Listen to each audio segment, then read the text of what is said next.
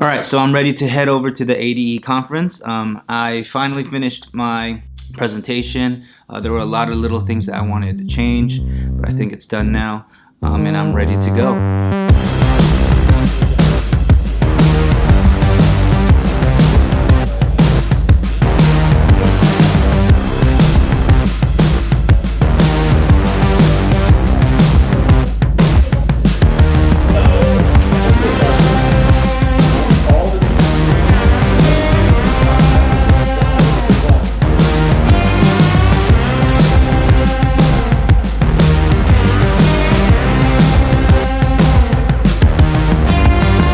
So I just finished the design thinking classroom session.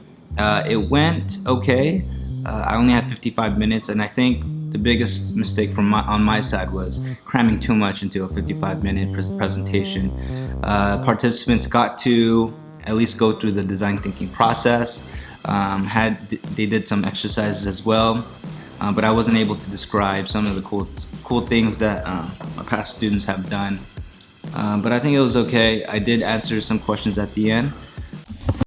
Okay, so I'm back home editing the footage. My comment about how I crammed all this content into 55 minutes, I don't think it's actually the amount of time that is the problem. I think it's the perspective of the presenter. So, for example, whatever topic we're trying to teach about, we're trying to explain everything so that we feel like the attendees really get what we're talking about. But I think the 55 minutes should actually be more like a pitch type of session, basically trying to convince your attendees to try out the teaching approach or the tool that you're talking about. Because the most powerful sessions that I've been to piqued my interest. And then when I went home, I actually did more research and actually learned more about it and then implemented the approach or the tool into my classroom. So the session is not really there to explain everything about the topic, but just to convince people that basically the why. Yeah, so I kind of wanted to share that the 55 minutes provided for us for the presentation, I think is perfectly fine. I think we just, as presenters, need to make sure that our goal is to introduce something really cool and then pique the interest of the attendees so that they can go home and actually try it out for themselves, because that's the best way to actually learn how to use the approach and tool. So, but that would force also the presenters to have some type of resource that the attendees can look at after the session. So that could be a blog post or a web page of some sort, so that they can really geek out with whatever was being taught. So, and back to the video. Overall, I think it's fine right now. I'm just going to prepare for my Permaculture one, which I'm most nervous about because it's my first time. I don't know what to really expect, because I just hope that they have at least somewhat of an understanding of what Permaculture is and how it could be used to bring change to their school. Yeah, we'll see how it goes.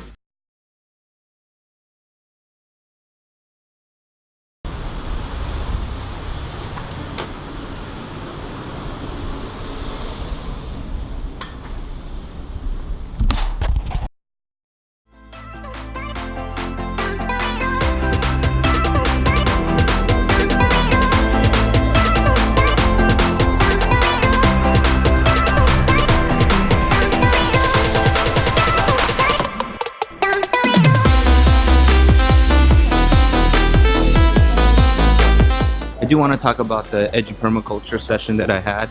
Before that, we had Carl Hooker, the keynote speaker. He talked about a few things that I thought was really interesting and really connected with what I presented about design thinking.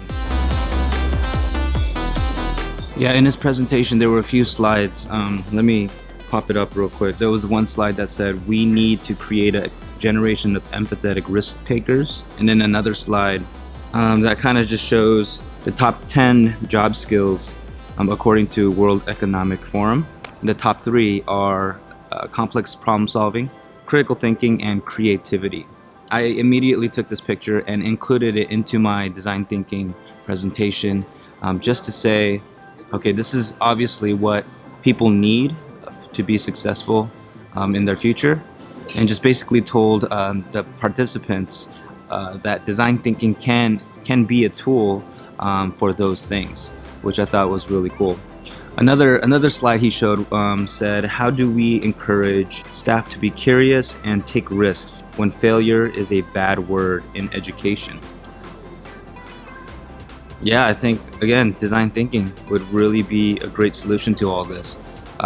It is constant state of curiosity, having a beginner's mindset, and not being afraid to try out new things, be creative, think outside the box, think of wild ideas, and be okay with trying those things out, because at the end of the day, it's a great way to learn and see what is possible. And some of those wild ideas might be an actual optimal solution that is very innovative. So I think equipping teachers as well would help with this.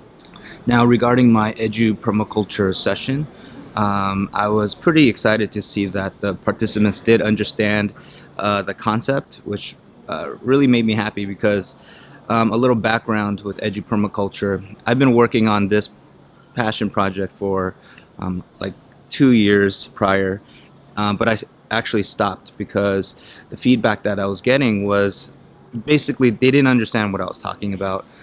They thought it sounded like project-based learning. Last year I shared it with some admin and some educators at my school, and they seemed to understand the concept of Permaculture when I explained it, and it was a great way to describe why we are implementing all these different initiatives in our school. So yeah, I was a bit nervous doing the presentation, but I'm super excited that they were actually enthusiastic about learning the design approach. So yeah, it was pretty cool. So it looks like it's my flight, so I am going to head over to the gate and head home to my family.